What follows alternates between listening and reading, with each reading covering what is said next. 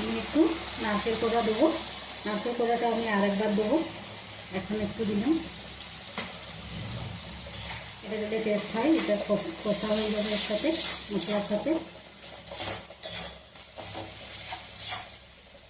নিরামিষ একদম আপনারা বানাবেন।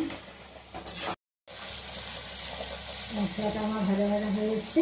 এরপর আমি এগুলো দিয়ে দেবো, ফুলটা আর আলুটা দিয়ে কষবো, 10 থেকে 15 মিনিট কষবো।